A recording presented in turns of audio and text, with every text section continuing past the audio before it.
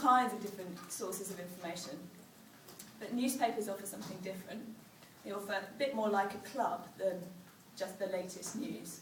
So, to my mind, social media fits very well, not just with what we're doing digitally, but also with what we do in print.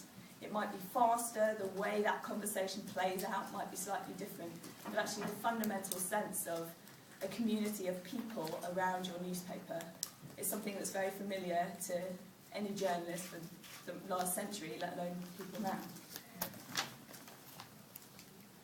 With all these changes in the way that news works and the way we talk to our audience, I think it's very easy to get taken away from the fundamental point about why you do it.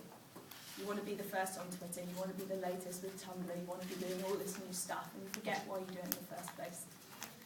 Our long-standing chief lawyer at the Telegraph, Arthur Wood Davis, retired recently, and at his leaving speech, he talked about how, in his mind, a newspaper is a bit like a ship. And the editors are steering the ship, and it's very difficult to change course. You have to stay between the straight and narrow, to stay broadly on course, and you move around a little bit within that course. But we all have to keep in mind what our role is in steering that ship. And for me, when we're hit by the storms of the latest technology and new things, and our rivals coming out with new stuff all the time, and Facebook reintroducing changes every other minute, what keeps me on the straight and narrow are these 5 points. So the first is, we engage to understand our audience.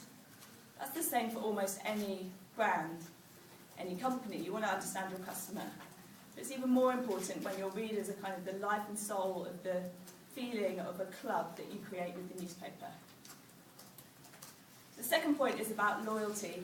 And if anything, this has been strengthened in the age of the web. As the market disperses, you can get news from anywhere.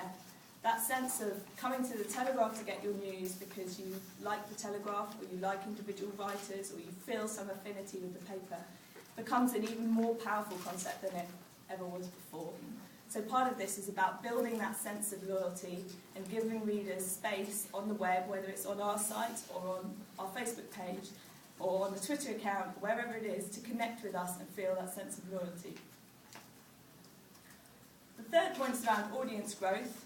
We hear a lot about this, particularly at the Telegraph. People say, well, your readers are quite old, aren't they? And they're sort of all not very digital, and social media is a great way to reach the young people. And there's certainly an element of truth in that. But where it gets really interesting, it's not just in general reaching out to young people about stuff, because they all love Twitter. So as we know, the oldest users of Facebook are the fastest growing group. So it's huge growth right across different demographics. This isn't all about geeky teens in their bedroom. But social media does enable you to connect with people who are looking for that story already, they're just not necessarily coming to you. So it's much more specific than just shifting your audience to a whole new demographic.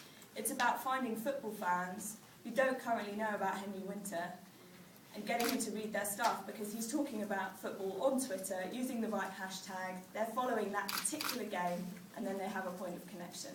So it is about expanding the audience, but not in this really kind of general way. It's about very particular points where you've got a strength, you've got a good story, you've got some kind of content that you think will be interesting to people. They're already talking about it. Can you join that conversation?